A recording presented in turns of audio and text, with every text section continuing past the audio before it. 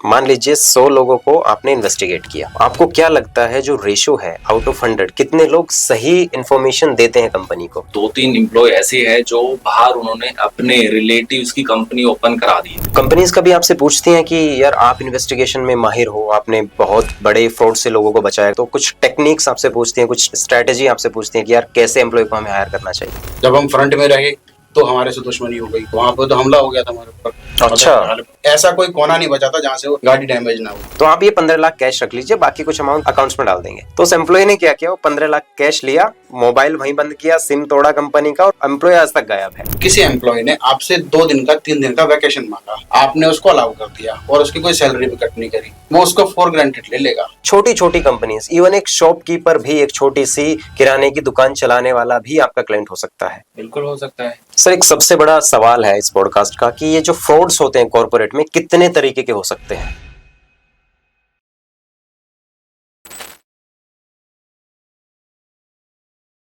नमस्कार दोस्तों, मैं हूं Ashwini Kumar Prajapati, business coach and motivation speaker. आज का जो ये पॉडकास्ट है ये बहुत शानदार होने वाला है और बहुत खास भी होने वाला है, क्योंकि अक्सर आपने देखा होगा कि कॉर्पोरेट इंडस्ट्री में बहुत सारे फ्रॉड्स होते हैं, लेकिन उनकी सच्चाई बाहर नहीं आती, क्योंकि न्यूज चैनल वाले दिखाते नहीं है और कंपनी अपने ऑडिट में सारी बातें छुपाने की कोशिश करती है, क्योंकि कंपनी के डायरेक्टर्स को, फाउंडर्स को पता होता है, समझ आता है कि यार बहुत बड़ी परेशानी में फंस जाएंगे अगर इस ऑडिट में कुछ भी बाहर आ गया, क्योंकि लोगों की नजरों में ये समझ में आ जाता है कि ये कंपनी कुछ ना कुछ तो गड़बड़ कर रही है। और कुछ बड़े जो कॉर्पोरेट जायंट्स होते हैं ना, उनको ये डर होता है कि उनके शेयर की वैल्यू डाउन हो जाएगी और शेयर मार्केट से उनका नामो निशान मिट जाएगा, क्योंकि जो लोग उनके ट्रस्ट के ऊपर पैसा लगाते हैं वो इसलिए लगाते हैं कि उनकी मार्केट वैल्यू सही होती है और लोग उनके बारे में अच्छी बातें कर रहे होते हैं। लेकिन जब भी आपकी कंपनी के अंदर किसी भी तरह का कोई बड़ा फ्रॉड हो जाता है तो वो कंपनी कैसे दिवालिया घोषित हो जाती है, ऐसे हजारों एग्जाम्पल आपको मिल जाएंगे। कुछ चीजें मैं आपको डिस्क्रिप्शन में भी दे सकता हूँ। आज हमारे साथ 2 स्पेशल गेस्ट मौजूद हैं और दोनों कॉर्पोरेट फ्रॉड्स में इन्वेस्टिगेटर्स हैं। हमारे साथ जोशी जी हैं जो ट्रैक आई इंडिया डिटेक्टिव के फाउंडर हैं, और हमारे साथ अनिल जी हैं जो एक्टिव आई इंडिया डिटेक्टिव एजेंसी के फाउंडर हैं और साथ में चीफ इन्वेस्टिगेटर्स भी हैं। आज हम इनसे जानेंगे कि कैसे बड़े कॉर्पोरेट्स में या छोटे कॉर्पोरेट्स में ये लोगों को पकड़ते हैं या समझाते हैं कि आपके बिजनेस में जो प्रॉब्लम्स होती हैं या लॉसेस होते हैं उनको कैसे खत्म किया जा सकता है या बचाया जा सकता है। चलिए हम शुरुआत करते हैं। तो जोशी जी, आपसे शुरुआत करते हैं। आपके कैसे अनुभव रहे और कैसे आपने इस इंडस्ट्री में आने का सोचा? जी, जी। कैसे अनुभव रहे इसके बारे में डिस्कस करेंगे। पहले ये जान लेते हैं कि मैं कैसे इस इंडस्ट्री में आया। जी। तो एक्चुअली मैं पहले आईटी फील्ड से था जी। लेकिन मुझे किक नहीं मिल रही थी उस काम के अंदर, बोरिंग सब कुछ महसूस हो रहा था। जैसे आप जानते हैं जी जी जी। इंडस्ट्री वाले कितने फ्रस्ट्रेटेड रहते हैं। वो 9 to 5। हाँ, मुझे कुछ एडवेंचरस चाहिए था। इसके बाद मेरा एक फ्रेंड मीडिया में काम करता था, मैंने उसके साथ कुछ स्टिंग ऑपरेशंस करना स्टार्ट करे। मैंने मीडिया भी ज्वाइन किया, मास कॉम का कोर्स किया, फिर उसके बाद मीडिया ज्वाइन किया। मीडिया के बाद मुझे मीडिया में भी वो किक नहीं मिली कि हाँ मेरे लायक की कुछ काम है। लेकिन स्टिंग ऑपरेशन के थ्रू मुझे समझ में आया कि मैं कुछ इन्वेस्टिगेटिव अगर कुछ करता हूँ तो वो ज्यादा बेटर रहेगा। फिर मैंने इस फील्ड में आने का चूज किया कि भाई मैं इस फील्ड में आता हूँ, मैं इन्वेस्टिगेशन स्टार्ट करता हूँ। फिर मैंने फील्ड पे काम शुरू करा। कुछ दिनों बाद में जब मुझे अनुभव हो गया तो मैंने अपना काम स्टार्ट किया और वहां से बढ़ते चले गए आगे का। अभी कितने सालों का अनुभव आपको हो गया? लगभग 15 सालों का अनुभव हो चुका है मुझे इस फील्ड में। अनिल जी, आपके पास आते हैं। जी, एक्चुअली इसमें आने का मकसद यही था कि स्टार्टिंग में मैंने अपनी एजुकेशन कंप्लीट की, उसके बाद स्टार्टिंग से मेरा मकसद था कि लॉ या एनफोर्समेंट में मुझे जाना है। तो धीरे धीरे उसकी तरफ रुझान हुआ। धीरे धीरे टीवी में ऐसे डिटेक्टिव का हम सोचते थे, सुनते थे। उसके बाद फिर एजुकेशन कंप्लीट होने के बाद अपना इसमें थोड़ा सा रुचि दिखाई हमने। तो मेरी कहानी बड़ी दिलचस्प है इसमें आने की, कोई ऐसी प्री प्लान नहीं थी चीजें। एजुकेशन कंप्लीट करने के बाद फिर मैंने ट्रेनिंग ली। धीरे धीरे छोटे मोटे केसों पे हमने स्टार्ट किया, जैसे कहीं मिसिंग पर्सन है, कहीं फ्रॉड केस है। धीरे धीरे अपना आईक्यू लेवल हमने बढ़ाया। उसके बाद हमें इंटरेस्ट आने लगा इसमें। उसके बाद लोगों की मदद करने में एक सुकून मिलता था, लोगों की हेल्प होती थी। हेल्प करने से हमें भी मोटिवेशन मिला कि लोगों की हेल्प कर रहे हैं, सच्चाई को सामने निकाल के लेके आ रहे हैं। फिर अपना इंडस्ट्री में काफी स्कोप था इसमें। फिर हमने अपना फुल फ्लैश अपना काम स्टार्ट किया और तकरीबन हम 2010 से इस फील्ड में हैं। 15 साल भी। परफेक्ट। बचपन में जब हम छोटे थे ना तो हम एक शो के बारे में सुनते थे, करण द डिटेक्टिव। आप लोगों ने वो भी देखा होगा। ठीक है। करण आता था। हाँ, ब्योमकेश बख्शी वो भी आता था, उसके ऊपर मूवी भी अभी बनी है। हाँ हाँ। 2 जासूस करे महसूस। हाँ हाँ। तो यहाँ भी 2 जासूस महसूस। मौजूद है। सो मैं ये जानना चाहता हूँ कि जो आपका पहला केस था उसकी शुरुआत कैसे हुई, उसमें कितनी प्रॉब्लम्स आपको आई, क्योंकि कुछ भी नया जब हम शुरू कर रहे होते हैं तो वहां पे चैलेंजेस बहुत आते हैं, और अगर आपने चैलेंजेस फेस नहीं किए लाइफ में तो फिर क्या ही लाइफ है। वन बाय वन आते हैं, पहले जोशी जी से जानना चाहिए। देखिए, हर एक केस नया केस होता है, आप इसको नहीं कह सकते कि पहला केस ही नया केस था। हर केस से कुछ ना कुछ सीखने को मिलता है। परफेक्ट। हर केस में अलग डिफिकल्टी होती है, अलग सिचुएशन होती है, अलग सर्कमस्टांसेस होते हैं। अगर आप बात करें कि शुरुआती दिनों में हमें कैसे अपनी गलतियों से, पहला केस जो आपका था, पहला केस आप ये मान सकते हैं कि हमें सीखने को मिला कि हमें किसी बंदे से, अगर हमें पीछे पीछे चलना है, सपोज करिए हमें किसी से आगे नहीं जाना, आगे गए तो वो किधर मुड़ जाए, क्या करे, क्या स्टेप ले, हम नहीं जानते। ये एज अ एग्जांपल मैं आपको बता रहा हूँ। परफेक्ट जी सर। पहले केसेस में एक्चुअली क्या है कि हमने ऐसे प्रोफेशनल नहीं किया था, लोगों की मदद करने के बहाने, या कोई फ्रेंड सर्कल है उसके फैमिली में कोई ऐसी चीजें चल रही है तो उसकी हेल्प करने के लिए। तो उस टाइम हमारे पास साधन नहीं थे, संसाधन नहीं थे, इतनी टेक्नोलॉजी नहीं थी, तो जो भी अपने से हो पाया है दोस्तों की हेल्प से या अपनी हेल्प से वो हमने किया। उसका धीरे धीरे एक्सपीरियंस आया, तो जो चीजें हमें उसमें फेस हुई, हमें जैसे कहीं कोई कमी है तो उस चीज को हमने दूर किया, और एज ए टीम बिल्ड करके हमने उन चीजों पे काम करना शुरू किया। और हालांकि ऐसा नहीं है कि कमी मतलब मीन्स आप ये कह सकते हो कि हर केस यूनिक है, हर केस अलग है, हर केस का अलग सर्कमस्टेंस है। तो वहाँ देखना होता है कि क्या हमें उस चीज में सर्कमस्टेंस है, तो उस जो एक्सपीरियंस है उस एक्सपीरियंस से हम उस चीज को कमी को दूर करते हैं। बट एक चीज है, आप अभी थोड़ा सा ना उसमें जो पर्सनलाइज्ड चीजें होती हैं, हमें बात करनी है कॉर्पोरेट के बारे में, जो पर्सनल लोगों की जिंदगी में होता है। बहुत सारी चीज मैं आपके बारे में जानता हूँ, मैंने आपकी कंपनी के बारे में पढ़ा है, but we will talk about कि कॉर्पोरेट में क्या होता है। कॉर्पोरेट इन्वेस्टिगेशन की शुरुआत कैसे हुई थी? कॉर्पोरेट इन्वेस्टिगेशन की शुरुआत, देखो, जब कंपनियों में गड़बड़ होने लगा, कॉर्पोरेट मतलब बिजनेस रिलेटेड इन्वेस्टिगेशंस, जब कंपनियों में गड़बड़ होने लगी, उनको जरूरत पड़ी कि एक प्रोफेशनल को हायर किया जाए कि भाई हमारी बिजनेस रिलेटेड प्रॉब्लम्स को सॉल्व करे। जो भी चीजें हमको जाननी है, कोई भी इंफॉर्मेशन चाहिए, कोई भी एविडेंस चाहिए, उसके लिए इन्वेस्टिगेशन हमारे को करानी है। तो वो जब पर्सनल इन्वेस्टिगेशन हम लोग या हमसे भी पहले जो लोग करते आ रहे हैं, वहीं से शुरुआत हुई। काफी टाइम से, काफी पुराना प्रोफेशन है वैसे तो। हाँ, लेकिन अगर आप ये बात करें कि कॉर्पोरेट इन्वेस्टिगेशन के अंदर किस किस तरीके की इन्वेस्टिगेशंस आती हैं, तो वो मैं आपको थोड़ा सा एक बार बता देता हूँ। सबसे पहले आता है प्री एम्प्लॉयमेंट इन्वेस्टिगेशन, यानी एम्प्लॉय को हायर करने से पहले हम लोग इन्वेस्टिगेट करते हैं कि भाई इस एम्प्लॉय का बैकग्राउंड क्या रहा है। ठीक है, कि वो जो एक्सपीरियंस बता रहा है अपना, जो अपनी डिग्रीज दे रहा है, वो सही है या फेक है। ये आपके साथ भी हुआ होगा जब आप आईटी में काम करते थे। बिल्कुल, सबका वेरिफिकेशन होता है। बिल्कुल बिल्कुल। ये एक देखो, इसमें दो तरीके के वेरिफिकेशन होते हैं। एक तो कंपनी रोल पे ही कंपनी के जो एम्प्लॉयज होते हैं वही इन्वेस्टिगेट करते हैं। एक हमें, यानी किसी प्रोफेशनल को हायर किया जाता है कि आप ये इन्वेस्टिगेशन प्रॉपरली करिए, हमारे पास उतने सोर्सेज नहीं है, हमारे पास उतनी मैन पावर नहीं है कि हम इसको इन्वेस्टिगेट कर पाए। फिर आ जाता है आपका पोस्ट एम्प्लॉयमेंट इन्वेस्टिगेशन, कि एम्प्लॉय को आपने हायर कर लिया, आपने जिस भी थर्ड पार्टी को दिया या आपकी इंटरनल टीम ने जो इन्वेस्टिगेशन करा है उसमें भी आपको गड़बड़ी लग रही है कि भाई जो ये बता रहा था, इसने जो एक्सपीरियंस बताया था, वो एक्सपीरियंस वाकई में डॉक्यूमेंट्रिक तो सही है, पर फिर भी हमें कुछ गड़बड़ लग रही है कि भाई इसको वो चीजें नहीं आती है। तो पोस्ट एम्प्लॉयमेंट इन्वेस्टिगेशन हो जाती है। फिर आ जाती है आपकी IPR, intellectual property rights and will come to that letter. Will come to that letter. यहीं पे एक और सवाल आता है, प्री एम्प्लॉयमेंट में आपने किसी एम्प्लॉय को जो है ना इन्वेस्टिगेट किया, उसकी डिटेलिंग निकाली। फॉर एग्जांपल कुछ एक चीजों में लूपहोल है। वो कैसा है कि उसने बताया किसी कंपनी में उसने 6 साल काम किया है, लेकिन काम किया है केवल 4 साल। तो अगर ऐसा कुछ आपको मिलता है तो आप कंपनी को फिर क्या सजेशन देते हैं फॉर दैट? तो सजेशन, डिसीजन तो कंपनी का होता है। हम तो इन्फॉर्मेशन दे सकते हैं, एविडेंस दे सकते हैं कि इन्होंने 4 साल काम किया, 6 साल काम नहीं किया है। ये आगे उसको कंपनी को रखना है नहीं रखना है। देखो, एक बार जो आदमी एक बात गलत बोलता है वो आगे बार बार बोलेगा, गलत बोलता चला जाएगा। उसकी मंशा शुरुआत से अगर गलत है तो फिर अंजाम भी उसका गलत ही रहेगा। आपका क्या टेक है सर? सेम जो जैसे जोशी जी ने बताया कि एक्चुअली क्या था कि हमारा उसमें जज बनने का काम नहीं है, हमारा काम है इन्वेस्टिगेशन करना। हम अपनी इन्वेस्टिगेशन कंप्लीट करके जो भी रिपोर्ट है हम कंपनी को सबमिट कराते हैं। कंपनी का अपना डिसीजन है, कंपनी उससे फेस टू फेस बात करना चाहे या जैसे भी चाहे। हमारा मोटिव है कि सच्चाई सामने निकल के आए, जिससे जो जिस पर्पस से कंपनी ने हमें हायर किया है तो पर्पस उनका कंप्लीट हो पाए। एक और सवाल इसी में ऐड ऑन आप ही से जानना चाहूंगा कि मान लीजिए 100 लोगों को आपने इन्वेस्टिगेट किया जी, आपको क्या लगता है जो रेशो है आउट ऑफ 100 कितने लोग सही इन्फॉर्मेशन देते हैं कंपनी को? देखो, मोस्टली आज की डेट में एम्प्लॉयज को भी पता है कि इस तरह की इन्फॉर्मेशन, जहां तक एक्सपीरियंस की बात है तो एक्सपीरियंस मोस्टली लोग बाग सही देते हैं। सैलरी का भी कुछ मैंने सुना है कि वो इशू करते हैं। सैलरी में आप बोल सकते हैं, सैलरी में 19-20, जैसे कहीं बोनस का उन्होंने ऐड कर दिया, कहीं अपना जैसे नॉर्मली एजुकेशन में ट्रेनिंग में वो उन्होंने गलत ऐड कर दिया।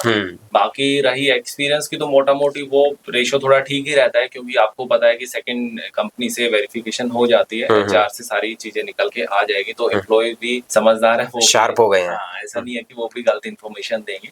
हाँ, छोटी मोटी चीजें हैं, जैसे सैलरी में इंक्रीमेंट बोल दिया है, बोनस के बारे में उन्होंने बोल दिया, या इसके अलावा पर्सनल चीजें उन्होंने थोड़ा हाइड करके रखी है, या अपना जैसे नॉर्मली बोलते हैं कि कुछ चीजें एजुकेशन या ट्रेनिंग, तो वो उसमें थोड़ा मैनिपुलेटेड कर देते हैं। Okay, perfect. जोशी जी, मतलब जब आप किसी कॉर्पोरेट के साथ टाई अप होते हैं तो आप किन कंडीशंस पे उनके साथ काम करते हैं? ये डिपेंड करता है कि उनकी रिक्वायरमेंट क्या है, उनके पास इंफॉर्मेशन क्या है, और उन्हें किस तरीके की इंफॉर्मेशन या एविडेंस चाहिए। अगर हमें ये लगता है कि ये अनएथिकली निकालेंगे या हमें जाना पड़ सकता है उस चीज में अनएथिकली, तो शायद कंडीशंस जो है हमारी वो फिर उसमें आप काम नहीं करते। हाँ, अगर मान लो वो कुछ ऐसा अनएथिकल डिमांड करे तो शायद हम ना करें, और शायद उसमें हम अपना कोई रास्ता निकालें कि इसको किसी तरीके से कर सकते हैं। वो सारी ट्रिक्स की कहानी है, इन्फॉर्मेशन आपकी डिमांड की कहानी। ट्रैकाई की बात करते हैं, ट्रैकाई में आपने किसी ऐसे कॉर्पोरेट को फ्रॉड से बचाया है? कोई केस है? इसलिए आए दिन इस तरीके से हमारे पास कोई बड़ा केस, कोई नोटेबल केस मुझे बताइए। देखो, इसके अंदर मैं आपको एक केस बताता हूँ जी, कि एक कंपनी ने ड्यू डिलिजेंस का एक तरीके से इसको केस हम कह सकते हैं, कि कंपनी के जब मर्जर हो रहे हैं, कि दो कंपनी आपस में मिल रही है, तो उन्होंने जो सामने वाली कंपनी ने जो क्लेम करा कि भाई मेरे पास में ये असेट्स हैं, मेरे पास इतना टर्नओवर है, ठीक है, और इस तरीके के मेरा जो स्टाफ है वो इतना एक्सपीरियंस रहा है, मेरे वेंडर्स इस तरीके के हैं, मेरे सप्लायर इस तरीके के हैं, मेरे कस्टमर इस तरीके के हैं, उसमें अगर गड़बड़ी मिलती है तो फिर ऑब्वियस सी बात है जो हमारा क्लाइंट है वो उस चीज को डिनाई करेगा कि हम आपके साथ मर्जर नहीं करेंगे।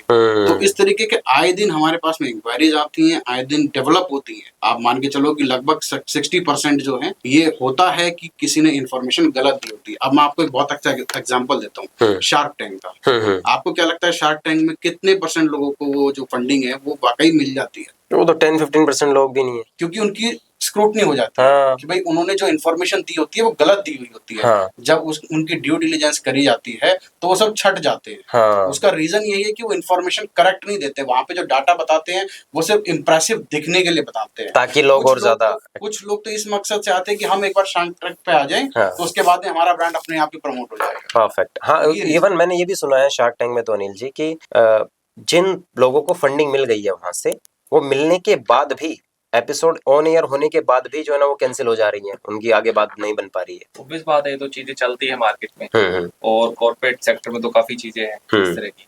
और बात करें तो कॉर्पोरेट सेक्टर में बहुत सारे ऐसे केसेस हैं जो कंपनी हमारे बिल्कुल फुल पेरोल पर है, मींस कहने का मतलब है ऑन टाइम हमें हमारे पास काम देती रहती है कि टाइम टू टाइम उनको अपनी इन्वेस्टिगेशन करानी होती है, एम्प्लॉय की प्री पोस्ट। बहुत सारे ऐसे केसेस है, बहुत सारी ऐसी कंपनियां हैं कि जिसमें हमने काम किया है, और कंपनी आज भी हमारा थैंकफुल है उन चीजों के लिए। बट ये काम तो एचआर का होता था। नहीं, एचआर का इंटरनल चीजें करने का है, एचआर पूरी चीजों को देखता है, लेकिन एक्सटर्नल कहीं चोरी हो रही है, एक्सटर्नल कोई फ्रॉड हो रहा है, तो वो एचआर नहीं कर पाएगा।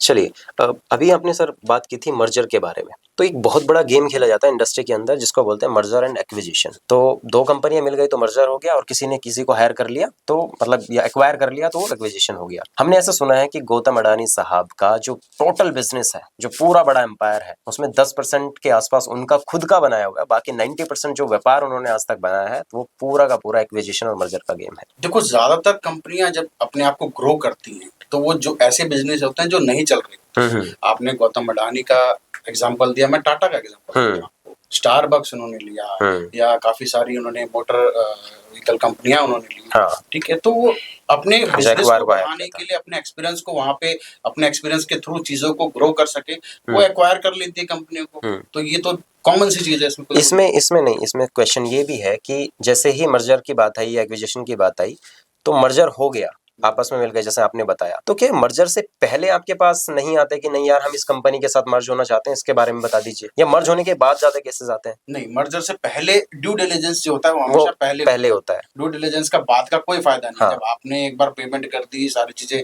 फिक्स हो गई, फिर आपका कोई फायदा नहीं, फिर तो जो है आपको करना ही होगा। आपने ले लिया, माल खरीदने के बाद वापिस नहीं होता, वो वाली कहानी। अच्छा, किस तरह का स्टाफ सबसे ज्यादा जो फ्रॉड करता है या चीट करता है, मतलब उसका माइंडसेट को आप स्टडी करते हैं, क्या करते हैं? देखो इसमें कोई पर्टिकुलर ऐसा फिक्स नहीं है, मोस्टली तो हायर लेवल पे ही ज्यादा चीजें होती है, मैनेजमेंट लेवल पे आप बोल रहे हैं? मैनेजमेंट लेवल पे, हायर लेवल पे, क्योंकि नीचे वाला स्टाफ इतना प्लानिंग नहीं कर सकता। अपर लेवल से आप जो स्टाफ होता है वो नीचे लोअर स्टाफ को ऐड करके चलता है और सारी प्लानिंग होती है। जोशी जी, अक्सर हम सुनते हैं कि जो पुराना स्टाफ होता है ना, ऐसे कहते हैं कि जिसके दोस्त पुराने होते हैं और जिस कंपनी में स्टाफ पुराना होता है ना, तो मान लो भरोसेमंद कहानी है। आप कैसा मानते हैं कि जो पुराना स्टाफ सही काम करता है? मैं इससे सहमत हूँ। आप सहमत नहीं हो? बिल्कुल, एक कहावत है कि जो अंधा होता है ना, जब उसको आंख मिल जाती है तो सबसे पहले वो उसी लाठी को फेंकता है जिसने उसको सहारा जिंदगी दिया, भर सहारा दिया होता है। एग्री। तो बिल्कुल भी मैं इस बात से सहमत नहीं हूँ कि पुराना स्टाफ हमेशा भरोसेमंद होगा। आप मानिए कि हम लोग इनकम टैक्स के साथ भी काम करते हैं, ठीक है, वहां पे जो सबसे पुराना स्टाफ होता है वो हमारा सबसे बड़ा सोर्स होता है। सबसे पुराना स्टाफ जो होता है ना, वो ये मान करके चलता है कि मैंने इस कंपनी को अपना जीवन दे दिया, मेरी वजह से ये कंपनी आज तक इस लेवल पे पहुंची है। तो वो उसका अगर उसको ग्रोथ नहीं मिल पाता तो वो ये चाहता है कि मैं यहाँ से किसी तरह अपना आउटपुट निकालूं, जैसे तैसे करके, बाहर से करके। बिल्कुल। हाँ, वो एक कहानी हमने भी सुनी थी अनिल जी की, मतलब एक बैलगाड़ी चल रही थी और उसके नीचे जो है ना एक डॉगी चल रहा था, कुत्ता चल रहा था। तो कुत्ते को लग रहा है कि मैं चल रहा हूँ तो बैलगाड़ी चल रही है। बिल्कुल, उसको लग रहा है कि मैं ही चला रहा हूँ भाई इसको। तो फिर उसने सोचा चलो रुक जाता हूँ, साला ये कैसे चलेगी, मेरे बिना चल ही नहीं सकती। वो रुक गया, लेकिन बैलगाड़ी तो भाई चल रही थी क्योंकि उसका तो एक प्रोसेस था। आप क्या मानते हैं? देखो मैं बिल्कुल आपकी इस बात से सहमत हूँ। बहुत सारे केसेस हम करते हैं जिसमें मैं कंपनी का पर्टिकुलर नाम नहीं लेना चाहूंगा, लेकिन जहाँ पे काफी मतलब कंपनी ने एम्प्लॉयज को काफी ग्रो किया है, कंपनी के साथ एम्प्लॉयज ने भी ग्रो किया, लेकिन एक सर्टेन एज पर लोगों को लगता है कि कंपनी हमारे बेस पर चल रही है, हम ही कंपनी को चला रहे हैं, तो वहां पे वो अपना चीटिंग स्टार्ट कर देते हैं। तो वो उसी चीटिंग के लिए लोग बाग हमें हायर करते हैं, कॉर्पोरेट केसेस हमें देते हैं। तो अभी मैं एक कंपनी का नाम नहीं लेना चाहूंगा, रियल एस्टेट कंपनी थी, काफी बड़ी कंपनी है गुड़गांव। तो उनके एमडी ने हमें कॉल किया कि ऐसे ऐसे जो भी हम लीड पास ऑन करते हैं तो वो लीड कवर्स नहीं हो रही है, लीड कन्वर्ट नहीं हो रही है, इधर उधर जा रही है। तो पहले ऐसा नहीं था, तो उनको 2-3 एम्प्लॉयज पर डाउट भी था, तो उन्होंने प्रॉपर इन्वेस्टिगेशन के लिए हमें हायर किया। प्रॉपर जो भी उनका एग्रीमेंट था हमारे साथ एग्रीमेंट हुआ। उसके बाद हमने इन्वेस्टिगेशन स्टार्ट की तो पता लगा कि 2-3 एम्प्लॉय ऐसे हैं जो बाहर उन्होंने अपने रिलेटिव्स की कंपनी ओपन करा दी है और ये लीड वहां बेची जा रही है, वहां पर वो कन्वर्ट कर रहे हैं। और उनका सिस्टम इतना सॉलिड था कि उनको पकड़ना इतना आसान नहीं था, कि जो भी लीड्स आती थी, जो भी वो लीड्स कंपनी उनको पास ऑन करती थी, तो प्रॉपर वही पर्सन उस लीड्स को एंटरटेन करते थे, वही उस लीड को नर्चर करते थे या फिर। तो उसमें कोई ऐसा नहीं था कि डायरेक्टली उन्होंने लीड को पास ऑन कर लिया, क्योंकि उनके एचआर भी बैठे हुए, काफी इतने सालों से कंपनी चल रही है, तो वो भी उन चीजों पर सारी नजर रख रहे थे। लेकिन इसमें कहाँ पर उन्होंने पेश किया होता कि जैसे जो भी डील्स करते, तो अल्टीमेटली जब डील फाइनल होने वाली थी तो किसी तरह से कोई पेच लगा के उस डील को खराब कर देते थे। फिर जो डील खराब होने के बाद कुछ टाइम बाद वो जो बाहर उनके रिलेटिव है, जो सेम उन्होंने कंपनी, सेम सेक्टर की कंपनी उन्होंने ओपन की है, वो उस पर्सन के कॉन्टेक्ट में वहां पर आते थे। तो हमने इस तरह से उनको एक डमी लिस्ट भी दी कि आप इस तरह से एक लिस्ट क्रिएट कीजिए कस्टमर की। तो हमें पता लगा कि बाद में कौन उस लोग को एंटरटेन कर रहे हैं, कौन उस मतलब जो भी क्लाइंट था उसको एंटरटेन कर रहे। तो एंटरटेन करने के बाद हमें पता लगा कि ये तो इनके रिलेटिव है। आपको कैसे पता चला? फॉर एग्जाम्पल, मैं एक कंपनी में एम्प्लॉय हूँ जी, और मैं कंपनी से सैलरी ले रहा हूँ, कंपनी ने मुझे लीड दे दी है जी, और मैं चाहता हूं कि मैं इस लीड को इस कंपनी के लिए ना बेच करके किसी और को बेचूं।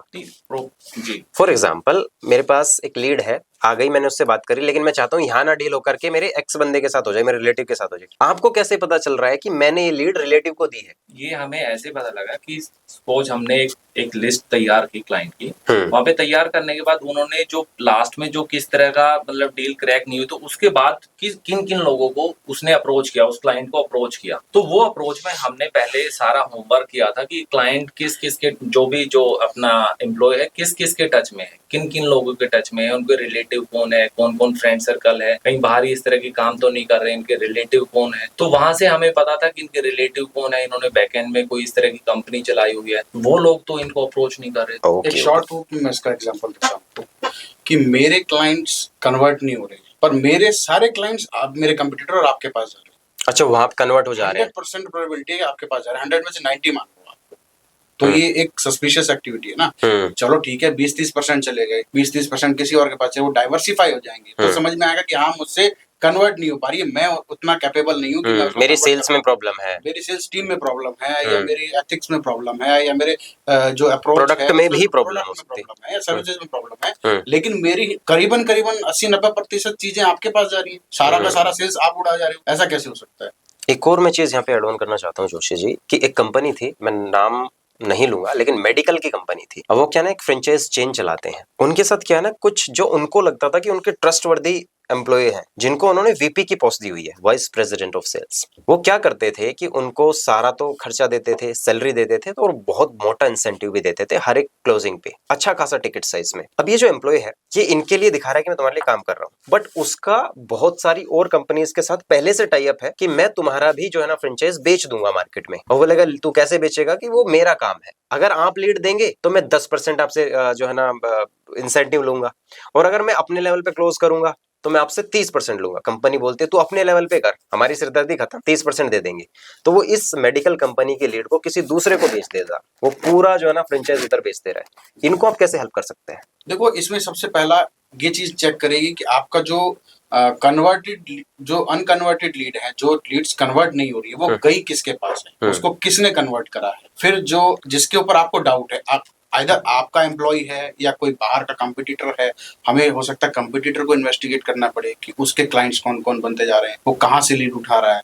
ठीक है, फिर आप के जो एम्प्लॉय है उसमें हमें इन्वेस्टिगेट करना पड़ सकता है कि भाई ये तो कुछ गड़बड़ नहीं कर रहे हैं, ये कहीं हमारे कंपटीटर के साथ तो नहीं मिले हुए हैं। हो सकता है आपके कुछ एक्स एम्प्लॉय हो जो आपके करंट एम्प्लॉयज के साथ मिले हुए, तो ऐसा कुछ भी कोई भी षड्यंत्र रचा हो सकता है आपकी कंपनी के अंदर, जो आपको भनक भी ना लगे और आपके दीमक की तरह आपको खा जाए। फॉर एग्जाम्पल, मैं ही क्लाइंट हूँ और आपसे मेरे जो है ना बातचीत पहले से चल रही थी, मैं आपसे के साथ काम नहीं करना चाहता, किसी थर्ड पर्सन के साथ काम करना चाह रहा हूँ, आप ही के थ्रू वो बंदा मेरे को कहीं मिला था, हम दोनों तो हमने तो आपस में बात कर ली। फॉर एग्जांपल अनिल जी हैं, मैंने बात कर ली कि अनिल जी देखो मेरी और आपकी बात है, उधर खबर नहीं होनी चाहिए, मैं तो आपका काम करा रहा हूँ, कोई आपसे पूछे मना कर देना। फिर अनिल जी से जवाब देंगे। मैं बिल्कुल जवाब देता हूँ। एक्चुअली उसमें फिर हमें जो भी एम्प्लॉय है उस पर मॉनिटरिंग रखनी होगी कि वो कहीं कंपनी के अलावा कहीं बाहर से अपना काम तो नहीं उठा रहा, बाहर किसी हमारी कंपटीटर कंपनी को तो बेनिफिट नहीं पहुंचा रहा, सेम हमारी कंपनी की लीड्स तो साथ में कन्वर्ट कर रहा है, कंपनी के साथ चीटिंग नहीं कर रहा है, लेकिन साथ में अपना काम कर रहा है, साथ में हमारी जो कंपटीटर कंपनी है उसकी लीड। ये तो मून लाइटिंग हो गई। I am not talking about moon lighting.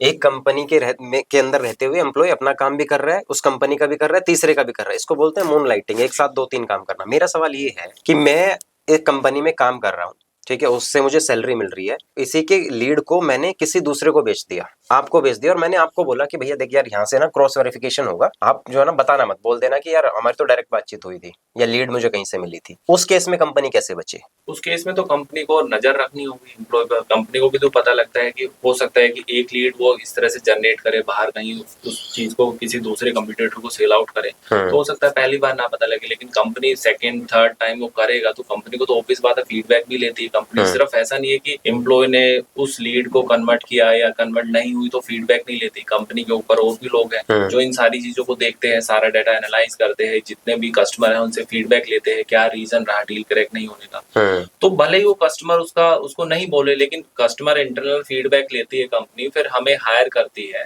हम प्रॉपर एक कस्टमर की लिस्ट बनाते हैं, उस एम्प्लॉय से कांटेक्ट करते हैं, तो वो एम्प्लॉय अगर हमें ये बोलता है तो दैट्स मींस कि एक्सपोज हो गया, कि दैट्स मींस कंफर्मेशन हो गया कि ये तो चीटिंग यही कर रहा है। अच्छा, मतलब जिसने, वो कहते हैं ना चोर की दाढ़ी में तिनका, वो इन चीजों से कहीं ना पजल हो जाएगा, कहीं ना कहीं पजल हो जाएगा, कहीं ना कहीं गलती करेगा। फॉर एग्जांपल कंपनी उनको एक 10 बंदों की लीड देती है, तो हम भी तो एक अपनी एक अलग से 10 बंदों की लीड उनको दे सकते हैं ना, कि जिसमें हमारे एम्प्लॉय जो भी कंपनी का, लेकिन जो मिस्ट्री शॉपिंग भी इसको बोल सकते हैं हम, कि हम एज अ क्लाइंट उनके पास जा सकते हैं। जो हमारा क्लाइंट है उनके पास हम एज अ क्लाइंट जाएंगे और वहाँ पे प्रिटेंड करेंगे हमें आपकी सर्विस चाहिए। अब हो सकता है वो एम्प्लॉय बोले कि नहीं आप यहाँ से ना लेकर के यहाँ से ले लीजिए, ठीक है। फिर दूसरा क्या है कि जैसे अनिल जी ने कहा कि इंटरनल ऑडिट कंपनी को करनी चाहिए कि हमारा जो सेल्स का ग्राफ है क्या वो नीचे जा रहा है या पैरेलल है या फिर ऊपर जा रहा है। जे कर्व नीचे जा रहा है तो उसके रीजन क्या है, उसके रीजन को समझना बहुत जरूरी है। फॉर एग्जाम्पल, मतलब कोई कंपनी आपको हायर कर लेती है, ठीक है, और किसी कंपनी के लिए काम करते वक्त आपको कोई भी जो है ना प्रॉब्लम वहां पे नजर नहीं आती, कोई भी प्रॉब्लम नजर नहीं आती, क्या ऐसा हो सकता है? हाँ बिल्कुल हो सकता है कि भाई हमारे जो क्लाइंट है उनका डाउट हो कि भाई ऐसा कुछ हो रहा है और ऐसा कुछ हो ही ना, ऐसा हुआ है, बहुत बार हुआ है, हमने इन्वेस्टिगेट करा पर हमें ऐसे कुछ नहीं मिला। कुछ नहीं मिलता। ओके। कई बार क्या होता है कि प्रोडक्ट की क्वालिटी नीचे चली जाती है या हमारा कंपटीटर हमारे से स्ट्रॉन्ग आ जाता है, तो हमारा सेल्स ग्राफ नीचे जाएगा ही जाएगा।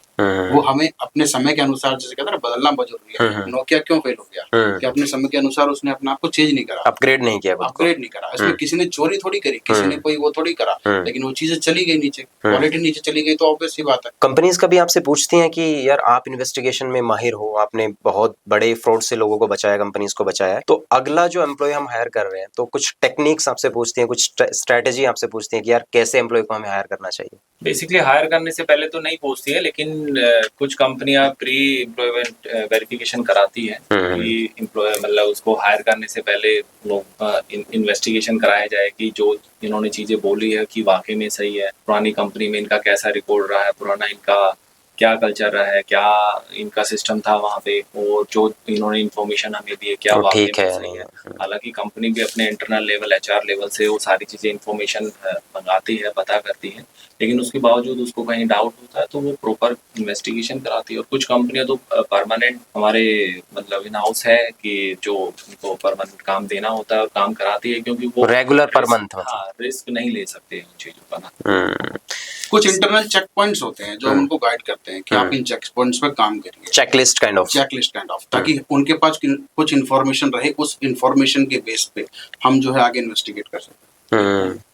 अच्छा, एक चीज और आपने अक्सर सुनी होगी, मैं तो न्यूज़पेपर में पढ़ता रहता हूँ कि इंडस्ट्रीज में, फैक्ट्रीज में चोरी के बहुत मामले सामने आते हैं। अभी कस्टम में कुछ सारे माल चले जाते हैं, कहीं पे पुराना मोबाइल है, LED है, फलाना है, कहाँ से आ रहा है भाई? कंपनी के पास तो एक रिकॉर्ड होता है, बोला साला हमारे पास 1000 LED पड़ी है, भला बिल नहीं मिलेगा भाई। ये क्या कहानी होती है साला? ये बड़ा कॉमन है। हाँ। चोरियां बहुत कॉमन है। कोई भी एक इतना बड़ा कंपाउंड होता है, कोई फैक्ट्री है या फिर कुछ भी, अब आपने आए दिन देखा होगा कि लोग बहुत सस्ता माल बेचने गली मोहल्ले में आ जाते हैं कि भैया मैं इतना सस्ता सामान, और खुद बोलते भी हैं कि हमने ये लोडिंग अनलोडिंग के टाइम पे इस चीज को निकाला। सिर्फ अनलोडिंग या लोडिंग के टाइम पे चीजें नहीं निकाली जाती, मैन्युफैक्चरिंग होती है तब भी निकाला जाता है। चोरी करने के बहुत सारे तरीके होते हैं। मैं आपको एक केस बताता हूँ। एक कंस्ट्रक्शन कंपनी थी जहां से टूल्स गायब होते थे।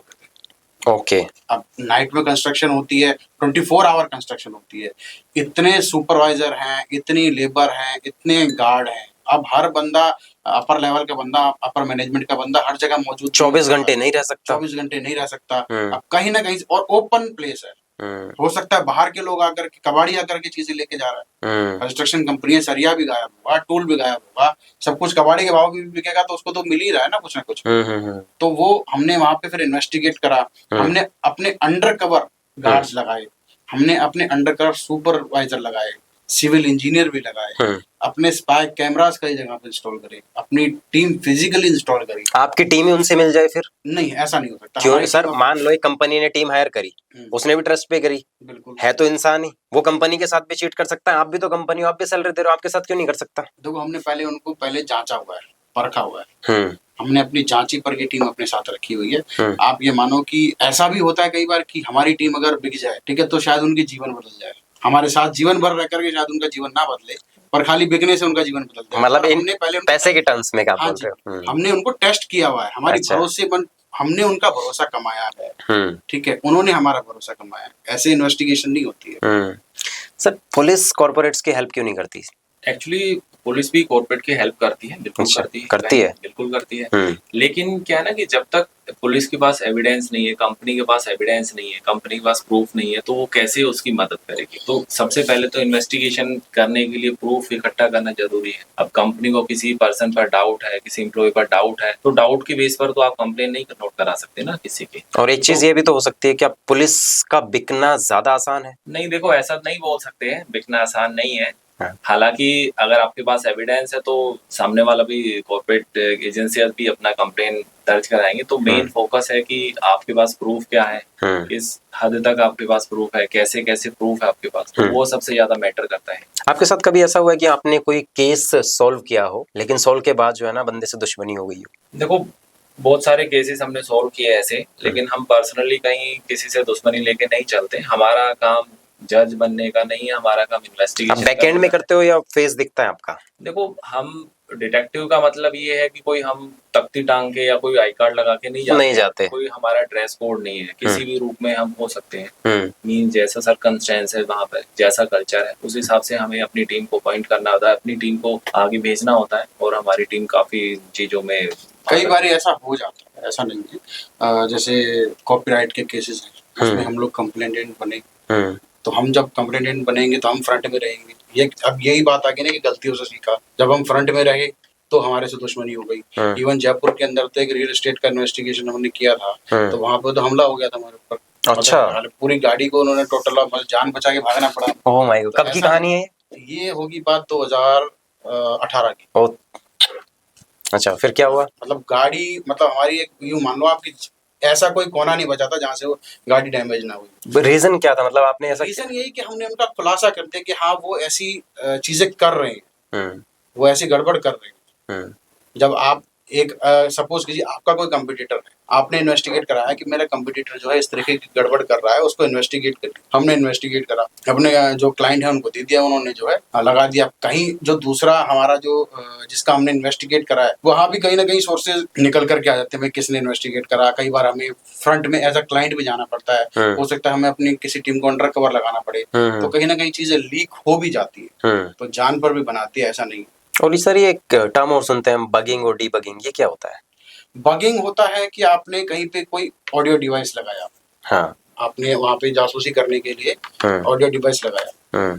और डीबगिंग होता है कि हम उस डिवाइस को ढूंढ करके निकालें कि ये कहाँ लगा। हो सकता है आपकी टेबल के नीचे लगा है, हो सकता है आपकी दीवार में लगा हुआ है, तो ये कहीं भी हो सकता है। तो उसको हम लोग लगाते भी हैं। और अनइंस्टॉलेशन को बगिंग कहते हैं, अनइंस्टॉलेशन को जो है डीबगिंग कहते हैं। तो कंपनी कुछ ये भी बोलती है कि यार कहीं से ढूंढ के भी निकालो इस डिवाइस को और कहीं पे लगा भी दो। देखो कई बार क्या होता है, कंपनी अपने ही टीम पे नजर रखने के लिए बगिंग भी करवाती है। ओह, ठीक है। शायद मान लीजिए आपके कोई अपर मैनेजमेंट के बंदे हैं और आपको उनके ऊपर डाउट है, हमारे पास जब टीम कंपनी आती है कि भाई हमें ऐसे ऐसे इन्वेस्टिगेट करना है, तो हम उसमें सजेस्ट करते हैं कि आप अपनी कंपनी के प्रोमाइसेस के अंदर बगिंग करवाइए। ठीक है, फिर उसको इन्वेस्टिगेट करते हैं। लेकिन जब चीजें लीक होने लगती हैं कि भाई हमें पता नहीं ये चीजें हमारे लीक हो रही है, फिर हमें हायर किया जाता है, फिर हम उसमें डीबगिंग करते हैं, फाइंड आउट करते हैं कि ऐसा तो नहीं किसी एम्प्लॉय ने ही जो है आपके कॉन्फ्रेंस रूम में जो है बगिंग कर दी हो, आपके जो चेयरमैन रूम है, डायरेक्टर रूम है, उसके अंदर बगिंग कर दी हो,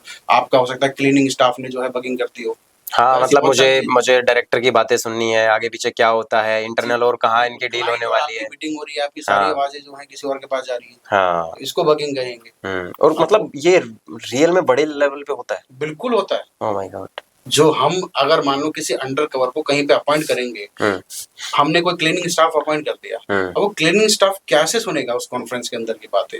अच्छा, एक मूवी सर अभी रिसेंटली आई थी, ये दृश्यम, तो उसमें जो अजय देवगन की वाइफ का और जो मेड है उसका कॉन्वर्सेशन फैन पे कुछ लगा होता है, उन्हीं के वहीं पे किचन में कुछ लगाती है वो, और वहां से उनकी वॉइस से ये सारी बातें जो है ना फिर बाहर आ जाती है। इज दैट ये रिलेटेबल है? वही devices okay okay okay okay. हाँ, और वो एक चीज होती है स्किप ट्रेसिंग, कॉर्पोरेट में एक कुछ होता है बड़े लेवल पे। स्किप ट्रेसिंग का मतलब होता है कि आपका पैसा लेकर कोई बंदा भागा हुआ सपोज करिए, हाँ, ठीक है, हमें उसको फाइंड आउट करना है। आपने जो है अपनी वेंडर को जो है बिल आपने जनरेट किए हैं, ठीक है, आपके पास चेक्स भी आ गए, लेकिन आपकी पेमेंट नहीं हुई, आपका पैसा लेके भाग गया किसी तरीके से, तो उसको फाइंड आउट करने को जो कहते हैं ना, उसको skip tracing, kind of missing person detection, उसको स्किप ट्रेसिंग कहते हैं। जो स्किप भाग चुका है पैसा लेकर के, उसको हम फाइंड आउट करते हैं। बैंक्स के लिए अक्सर हम ये चीजें करते हैं। वही मैं आने वाला था, एक घटना मेरे साथ हुई थी, साथ नहीं मेरे सामने हुई थी। एक कंपनी थी जिसके लिए मैं काम कर रहा था,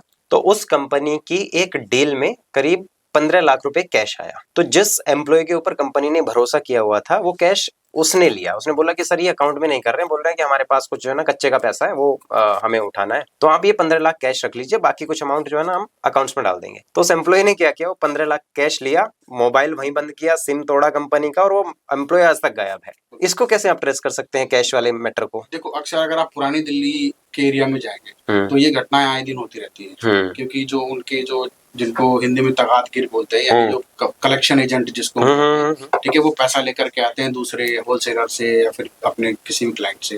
तो पैसा लेके मान लो 40-50 लाख रुपए नगद है।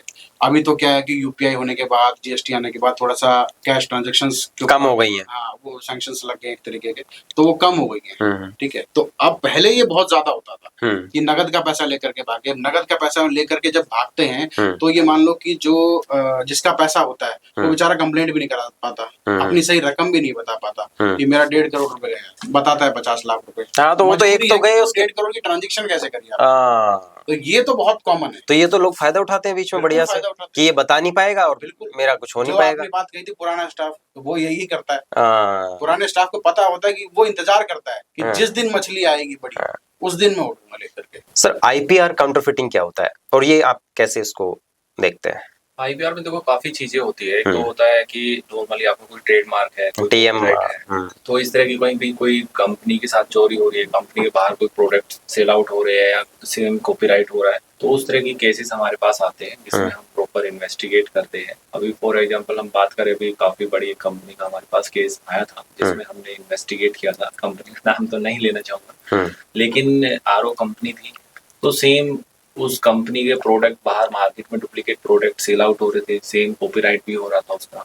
तो उसके लिए हमने प्रॉपर उस कंपनी से अपने जो भी हमारे जो इन्वेस्टिगेटर प्रॉपर हमें उस प्रोडक्ट की हमने नॉलेज ली कि कैसे हम डुप्लीकेट और ओरिजिनल में कैसे कंपेयर करेंगे, कैसे डिफरेंस करेंगे। पता लगे हमें ही चीजों का पता ना लगे कि ओरिजिनल क्या है, डुप्लीकेट क्या है। तो प्रॉपर हमने उस पर काफी वर्कआउट किया, काफी हमने उस चीज के बारे में ट्रेनिंग ली, जो भी हमारे इन्वेस्टिगेटर उस पर डील कर रहे थे, काम कर रहे थे। तो प्रॉपर इन्वेस्टिगेशन के बाद हमें वो चीजें समझ में आई, क्योंकि डुप्लीकेट भी उन्होंने ऐसा बनाया था कि ओरिजिनल उसके सामने फीका लगे। Oh my God. डुप्लीकेट भी ऐसा लग रहा था कि डुप्लीकेट और ओरिजिनल को आप सामने रखेंगे तो ऐसा लगता है कि डुप्लीकेट ओरिजिनल है, ओरिजिनल डुप्लीकेट है। लेकिन इंडस्ट्री में तो ये चलता है, हमने आईफोन सुने हैं डुप्लीकेट, मतलब हर एक चीज का डुप्लीकेट आइटम तो पहले आ जाता है मार्केट में। बिल्कुल जी, आप मसाले ले लो, बीड़ी तंबाकू कुछ भी ले लो सर, दारू की बात करी इन्होंने, आपने मोबाइल ले लो, पेंट्स, कपड़ा ले लो सर, कुछ भी ले लो, एक्वाफिना, मतलब जो भी पानी की बोतलें हैं, सब ड्रिंक्स हैं, वो सब कुछ। बिस्लेरी आया था, वो बिल्सेरी बहुत आ गया, वो एक और बिलेसरी आ गया, वो एक अलग चीज है। हाँ ठीक है, लेकिन अभी ये थोड़ी सी डुप्लीकेसी या आप उसको बोल लीजिए काउंटरफिटिंग कम हो गई है, क्योंकि हमारी जो इन्वेस्टिगेशन की जो टीम्स हैं उन्होंने काफी मतलब इस तरीके इस पे काम किया है, काफी ज्यादा रेड्स हुई हैं। ठीक है, तो उससे ये काफी चीजें कम आ गई हैं। लेकिन होता है, अभी भी होता है, अभी भी हमें टीम हायर करती है कंपनीज। फॉर एग्जाम्पल कोई एक बड़ी कंपनी है, मैन्युफैक्चरिंग यूनिट है, बड़े वेंडर्स की तलाश है, तो वेंडर सिलेक्शन के लिए भी आपकी हेल्प लेती है कंपनी?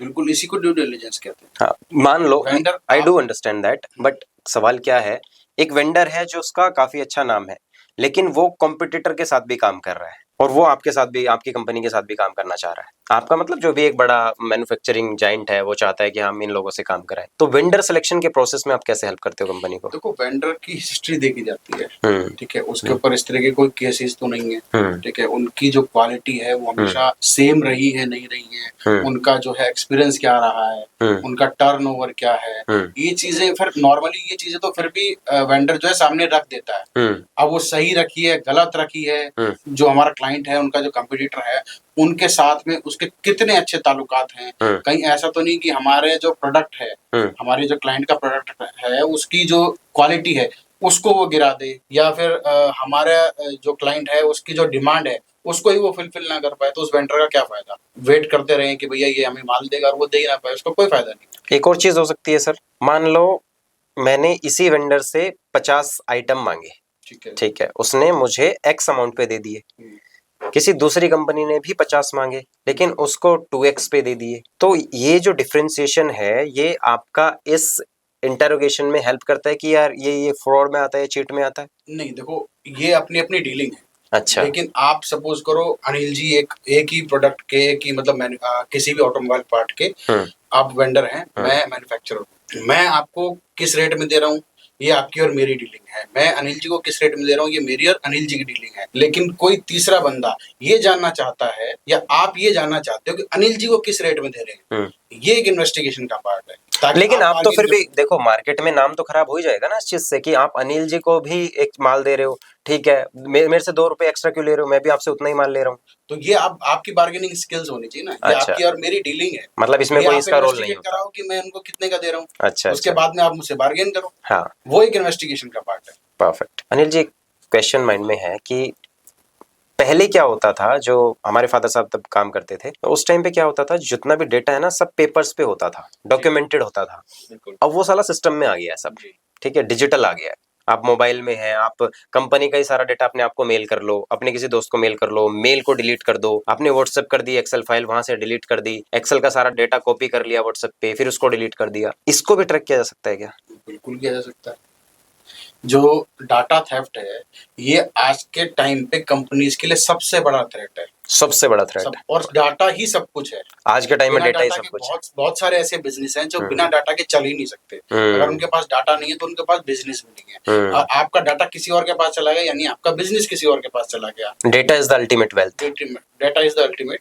तो इसमें सबसे ज्यादा रोल प्ले करते हैं आपके जो कंपनी के जो एम्प्लॉयज हैं। सपोज कि जो कोई मार्केटिंग मैनेजर है, सेल्स मैनेजर है, या आपके जो भी कॉलिंग वाले बंदे हैं, वो अगर उस डाटा को लीक कर दे किसी भी तरीके से, ठीक है, आप जो भी कोई नई कंपनी खड़ी हो रही है, सपोज कि मैं आपको एक केस बताता हूँ रिसेंट का, कि हमारे पास एक क्लाइंट आए, उन्होंने बताया कि हमारे से जो है डाटा, हमारी कंपनी में से एक एक्स एम्प्लॉय है जो वो डाटा लेके चला गया और उसने अपनी कंपनी खड़ी कर दी। ठीक है, अब उसमें मेरा क्वेश्चन ये था कि जी क्या उसके पास इतनी वेल्थ है? वो तो एक एम्प्लॉय था। सही बात है, वो नौकरी क्यों कर रहा था? हाँ, तो नौकरी क्यों कर रहा था? जब हमने उसमें इन्वेस्टिगेट करा तो ये पता लगा कि नौकरी एज अंडर कवर करने के लिए आया था। ओह माय गॉड, मतलब किसी कंपनी ने भेजा था या अपनी कंपनी के? जिसकी वेल्थ इतनी अच्छी थी कि वो वहां से डाटा चुरा के ला सके, वहां से टीम चुरा के ला सके। अब किसी भी कंपनी को स्टार्ट करने के लिए डाटा भी चाहिए, आपको एम्प्लॉय भी चाहिए, आपको थर्ड पार्टी वेंडर्स भी चाहिए।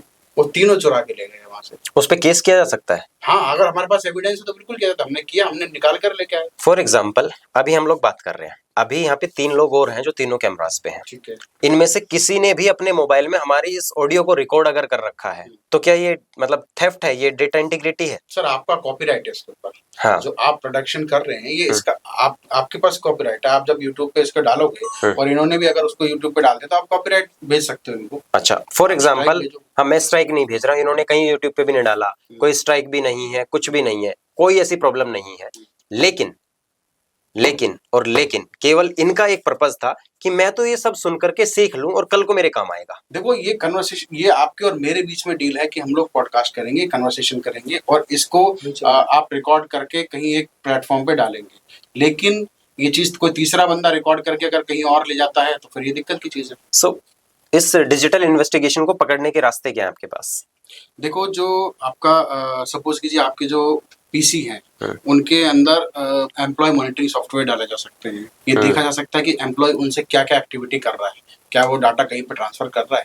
सपोज कीजिए आपने अपने एम्प्लॉयज को कुछ मोबाइल फोन्स प्रोवाइड किए हैं कॉलिंग वगैरह के लिए, उसमें भी सॉफ्टवेयर डाला जा सकते हैं। फिर आपकी कंपनी अभी जो बगिंग की बात करी थी, आपके प्रेमाइसेस के अंदर बगिंग की जा सकती है जिससे पता लगे कि भाई वो लोग किस तरह की चीजें कर रहे हैं। सर्विलेंस किया जा सकता है कि भाई हमारा जो एम्प्लॉय है जो मार्केटिंग के लिए जा रहा है या फिर जो भी लीड्स कन्वर्ट करने के लिए जा रहा है वो किसके पास जा रहा है, तनख्वाह ले रहा है हमारे से, काम कर रहा है किसी और के लिए। तो ये चीजें बहुत सारे स्टेप होते हैं, डिपेंड करते हैं कि आपका वर्किंग स्टाइल क्या है, उसके ऊपर डिपेंड करेगा कि हमें कैसे इन्वेस्टिगेशन करनी है। एक यहीं पे बात, थोड़ा सा इसको ना और मॉडिफाई करते हैं। डिजिटल इन्वेस्टिगेशन में आपने कोई सॉफ्टवेयर किसी भी सिस्टम में, लैपटॉप में या मोबाइल में लगा दिया, कंपनी को लग रहा है कि मैं यहाँ से ट्रैक कर लूंगी या ट्रेस कर लूंगी। लेकिन एक और रास्ता तो उनके पास ये हो सकता है कि आपने मोबाइल दे दिया, दिन रात तो आपके पास वो रहता नहीं है, वो चला गया घर पे उसका अपना पर्सनल पीसी है, वो जाकर के सारा डेटा जो है ना रात को बैठ करके 15 मिनट बैठता है और दिन भर की जितनी भी लेट्स है ना वो सारी अपनी लैपटॉप में कॉपी कर ले रहा है। उसको कैसे ट्रैक करेंगे आप? अब हमें हायर कीजिए, हम बताते हैं कैसे ट्रैक करेंगे। सपोज कीजिए मैं एग्जांपल दे देता हूँ। हाँ। जैसे मैंने बताया कि जो भी कंप्यूटर पे एक्टिविटी हो रही है उसको हम ट्रैक करेंगे कि क्या हो रहा है। उस प्रेमाइसेस के अंदर जो भी एक्टिविटी हो रही है, हो सकता है हम उसमें ऑडियो वगैरह लगाएं, हो सकता है हम उसमें वीडियो कैमरा, स्पाई कैमरा लगाएं, ठीक है, उसके थ्रू चीजें पता लगेंगी। हम आपकी टीम के अंदर अंडर कवर भी लगा सकते हैं। मैंने बोला मैं ऑफिस में कुछ कर ही नहीं रहा हूँ, मैं एक एम्प्लॉय हूँ। कुछ मत करो, मैं एम्प्लॉय हूँ, आप चोर हो, ठीक है, लेकिन आपको भी एक चोर साथी चाहिए। मैं एज ए अंडर कवर आपके पास आऊंगा कि यार कोई रास्ता बताओ कि कुछ एक्स्ट्रा कमाया जाए, जिंदगी हो गई है। अच्छा, बातों में फंसाना है। तो ये चीजें हैं कि इससे चीजें इन्फॉर्मेशन निकल करके आती है। कि भाई ये गड़बड़ कर रहा है, इसके मन में है चोर। मान लो मैं तो शार्प हूँ, मैं कहा यार क्या बात कर रहा है, ये कंपनी तुम्हें खाने को दे रही है, जिस थाली में खाते हैं उसमें छेद नहीं करते, भाई तू ऐसा आदमी इस कंपनी में तो टिक नहीं पाएगा। लेकिन मेरे मन में तो ये है कि सड़क भाग तू यहाँ से, मैं तो ये डेटा घर ले जाकर के कॉपी कर लूंगा। ऐसा होता है कि शुरुआत में बंदा मना करता है, अच्छा, लेकिन बाद में धीरे धीरे खुद ही आता है कि यार उस दिन बता कह तेरे रहा पास था क्या प्लान क्या प्लान है। साथ में कंपनियां थोड़ा अपना टाइम टू टाइम ऑडिट कर सकती है, अपने डाटा को एनालाइज कर सकती है, डाटा को सफल कर सकती है, टीम को सफल कर सकती है और एम्प्लॉय मॉनिटरिंग कर सकती है। साथ में कौन कितना एम्प्लॉय कितना पुराना था, कितनी लीड्स कन्वर्ट हो रही है। उसके अलावा बहुत सारी ऐसी बगिंग भी होती है। सिर्फ आपने बोला कि बहुत सारे ऐसे प्रेमिसेस है जहां पर हम ऑडियो बग लगा सकते हैं, कंपनी परमिशन से लगा सकती है। कंपनी अपनी गाड़ियां देती है लोगों को, जो भी एम्प्लॉयज होते हैं हायर लेवल पे, तो उन गाड़ियों में बगिंग ट्रेसिंग सिस्टम भी होता है, हो सकता है, किलोमीटर वाला भी चेक होता है। कहीं आप हमारा एम्प्लॉय किसी कंपटीटर से तो नहीं मिल रहा है, कहीं किसी हमने कहीं लीड पे भेज रहे हैं और वो कहीं लीड को कन्वर्ट करने के बजाय कहीं किसी दूसरे को लीड ऑन पास तो नहीं कर रहा है। तो बहुत सारी ऐसी चीजें हैं जहाँ पे हम चीजों को फाइंड आउट कर सकते हैं, कंपनी नजर रख सकती है। इसमें मैं एड ऑन करता हूँ जी। जैसे मार्केटिंग मैनेजर्स जो होते हैं, रियल एस्टेट कंपनी का एग्जांपल लेते हैं, काफी पुराना केस है, जो आप फर्स्ट केस की जो आप बात कर रहे थे, ठीक है, वो रियल एस्टेट कंपनी का केस था मेरा, कि इतना सब कुछ प्रोवाइड कंपनी कर रही है, गाड़ी लो, आपको रिकमेंडेशन लो, हाई फाई, लेकिन आप काम किसी और के लिए कर रहे हो। आप जो प्रॉपर्टी है वो सेल किसी और की कर रहे हो, आप मीटिंग भी उन्हीं क्लाइंट से कर रहे हो, लेकिन उनके साथ साथ आप उनके रिसोर्सेज को यूज करके कोई और किसी और की मार्केटिंग भी कर रहे हो।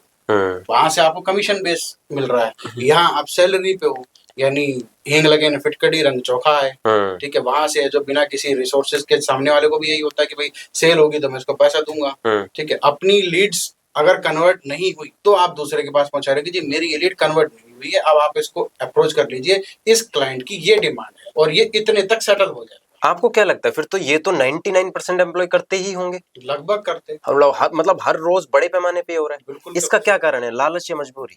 लालच है। नहीं, मजबूरी भी तो हो सकती है। मान लो एक आदमी वर्थ है कि 1 लाख 2 लाख ही कमा सकता है। एक ऑर्गेनाइजेशन के अंदर सैकड़ों हजारों जो है वर्कर काम करते हैं, 100% चोर नहीं होते, 100% जो है चीटिंग नहीं करते हैं। तो मजबूरी तो किसी बेचारे गरीब की भी हो सकती है जिनके हालात बहुत बुरे हैं। हाँ। लालच करने की जो हिम्मत उठाता है ना, वो लालची ही उठाता है, मजबूर आदमी नहीं उठाता। मजबूर आदमी हमेशा हाथ जोड़ के खड़ा होता है कि जी मुझे काम दीजिए, मैं काम ईमानदारी से। लेकिन इनका सोचने का तरीका कैसे हो जाता है फिर? आपको क्या लगता है, आपकी इन्वेस्टिगेशन के बेसिस पे आपको क्या लगता है कि जो ये एम्प्लॉय है जिसने चीट किया, उसकी मानसिकता क्या ये कहती है कि मेरी मजबूरी थी, या उसकी मानसिकता ये कहती है कि साला ये भी तो रास्ता है एक और पैसा कमाने का, मैं क्या गलत कर रहा हूँ, या नहीं, या ये यहाँ क्लोज नहीं हो रहा वहां हो जाएगा? जहां तक हमने देखा मानसिकता ये होती है कि कंपनी को हम सारा काम करके दे रहे हैं, सारा काम मेरे थ्रू जा रहा है, मैं ही कंपनी को हैंडल कर रहा हूँ, मेरे थ्रू ही कंपनी सारी लीड्स कन्वर्ट कर रही है, मैं ही सारा करके दे रहा हूँ। तो सोचता है जो भी उसका जो बाहर उसका जो क्लाइंट होता है एम्प्लॉय का, तो सोचता है कि हम ही तो सब कुछ, हमें ही तो करना है सब कुछ, हम ही सब कुछ करते हैं। तो आप इस तरह से आप कीजिएगा तो बाहर वो लीड को पास ऑन कर देते हैं, उनको लगता है किसी को पता नहीं लगेगा। अब बहुत सारे ऐसे केसेस आते हैं हमारे पास जहाँ पे कंपनी बोलती है कि हम उनको कुछ डायरेक्टली नहीं बोल सकते, क्योंकि वो सारी चीजें वही हैंडल करते हैं, सारी चीजें वही देखते हैं, डिसीजन भी उनके होते हैं, लेकिन अल्टीमेटली हम उनको कुछ बोल भी नहीं सकते डायरेक्टली। डरती है कंपनी, सेल्स चली जाएगी, बंदा चला जाएगा।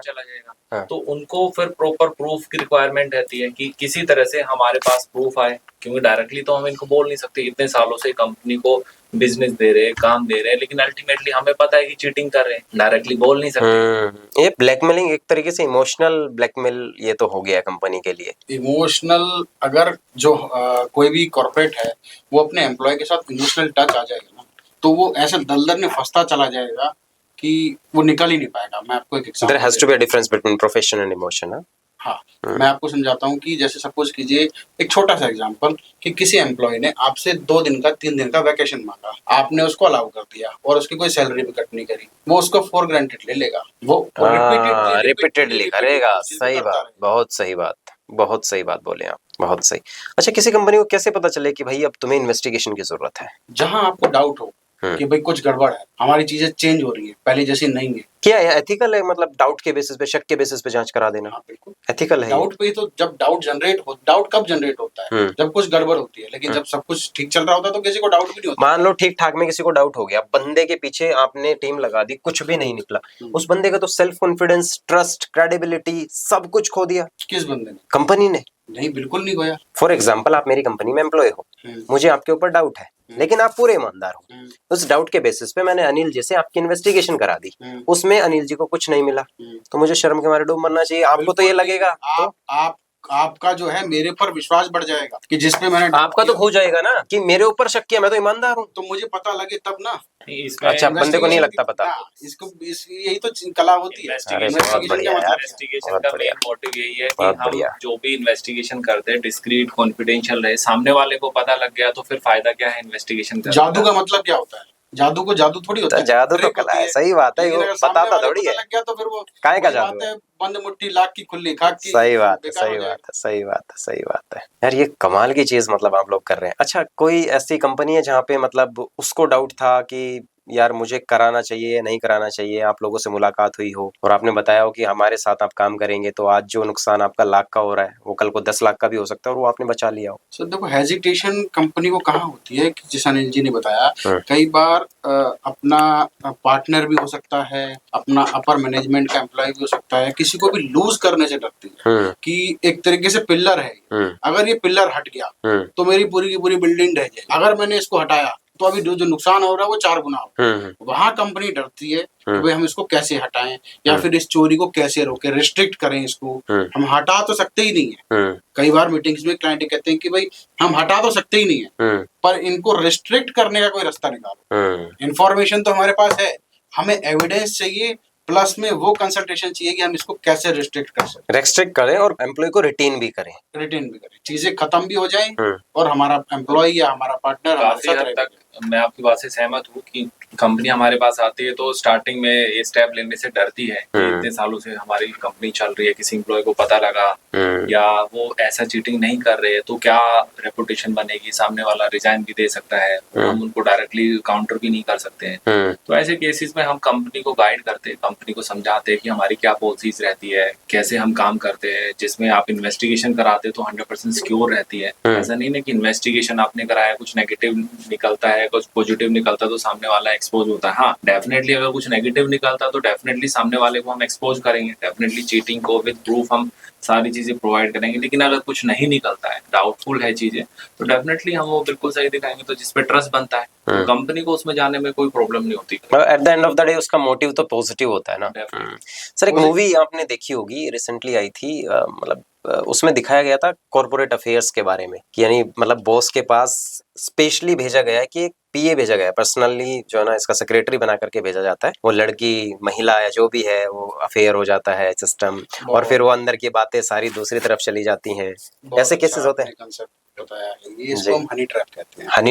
हनी ट्रैप बहुत कॉमन है कॉर्पोरेट्स के अंदर, बहुत कॉमन, मतलब आउट ऑफ 190 में होगा, बिल्कुल होता है। ये समझ में नहीं आता क्योंकि देखो इंसान के पास पैसा बहुत है, ठीक है, इंसान के पास पावर बहुत है, सिर्फ कहीं ना कहीं उसको जो लालच आता है, वो अगर आदमी है तो लड़की है तो आदमी प्यार का लालच आता मतलब है, वो इमोशंस है, ठीक है, फिजिकल इंटीमेसी है, सब है, शबाब चाहिए होता है उसको, मौजूदगी हो जाए तो फिर क्या ही 3 यार। हाँ, सही बात है, सही बात है। बहुत सारे ऐसे केसेस हमारे पास में आए हैं कि भाई हमारे यहाँ से ये चीजें लीक हो रही हैं, या फिर जो हम पहले बात कर रहे थे कि अपनी नई कंपनी खड़ी कर ली तो वो इन्हीं पर्सनल असिस्टेंट ने खड़ी करी है, इनकी हेल्प से खड़ी हुई है, ठीक है। इवन जो sexual harassment at office at work place जो केसेस आते हैं वो उन्हीं के आते हैं। हाँ, मतलब होता साला जो इमेज है उसको डैमेज करना है। अगर मुझे आपकी इमेज को डैमेज करना है तो मैं एक अंडर कवर लड़की भेजूंगा और आपके ऊपर जो है आपके ऊपर केस लगाया जाएगा कि इसने हरासमेंट किया है मेरे पास वर्क प्लेस पे, तो आपकी जो इमेज है वो सब डैमेज हो जाएगी। और ये सब प्री प्लान्ड होता है,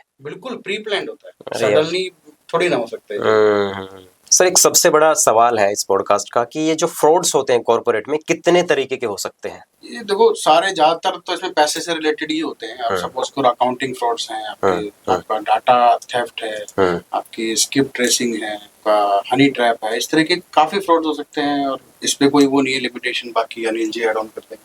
देखो, इसमें काफी जैसे जो सीजी ने बताया तो इसमें स्किप ट्रेसिंग है, नॉर्मली अपना नेगेटिव पीआर है, नेगेटिव पीआर भी काफी फेमस है। हाँ, मैंने सुने थे, बहुत बड़े बड़े केसेस, नाम लेना बेकार है। हाँ, नाम लेना सही नहीं है। हाँ। तो नेगेटिव पीआर में तो आपको पता है कि कंपनी की रेपुटेशन किस हद तक गिराई जा सकती है। और वो पूरा स्टिंग रहता है कंपनी के खिलाफ। और बाकी फिर आपका अपना हनी ट्रैप हो गया, और बहुत सारे ऐसे केसेस आते हैं। स्किप ट्रेसिंग हो गया, जहाँ पे फाइनेंशियली लेन देन ऑनलाइन नहीं है, डिजिटल ही नहीं है। एक बहुत सारी ऐसी कंपनी ऐसा भी है जो कैश में डील करती है। किसी एम्प्लॉय को उसने कैश लेने के लिए भेजा और वो कैश लेके भाग गया है। तो ऐसे बहुत सारे ऐसे केसेस भी आते हैं जिनकी कंपनी डायरेक्टली कंप्लेन भी नहीं नोट करा सकती है। और जनरल तो वो एम्प्लॉय इन्वेस्टिगेशन वाला तो चलता ही है। चलिए, अब कुछ मैं फ्रॉड्स के बारे में आपसे बात करना चाहता हूँ। जैसे सत्यम के बारे में, हमने सत्यम फ्रॉड का आपने सभी ने सुना होगा। क्या ये आज भी कॉमन है, फर्जी बिल दिखाना या फर्जी स्टाफ को दिखा देना और वो अकाउंटिंग में नंबर दिखा देना कि इस बंदे को भी सैलरी जाती है कि हमारा स्टाफ है, बट एक्चुअल में वो स्टाफ नहीं है। एक्चुअल में वो व्यक्ति है जो आपके साथ काम कर रहा है, या तो उसकी फैमिली में कोई उसके चाचा ताऊ है, उसकी वाइफ है, उसकी बहन है, उसको एज ए एम्प्लॉय आपने दिखाया हुआ है ताकि जो है ना टैक्सेशन से थोड़ा सा बच सके। बॉस, ये लगभग कंपनियों में होता है। अपने खर्चे दिखाना, अपनी आय कम दिखाना, या फिर अपने कई तो ऐसे भी होते हैं कि अपने आप को दिवालिया घोषित कर देते हैं। ये तो बहुत कॉमन है। नहीं, गलत तो कर रहे हैं ना, फिर भी देश के साथ भी अपने साथ भी ईमानदार तो है ही नहीं वो भी। जो पकड़ा जाए वो चोर, बाकी सब ईमानदार है। पॉलिटिक्स में भी यही है, marketing भी है।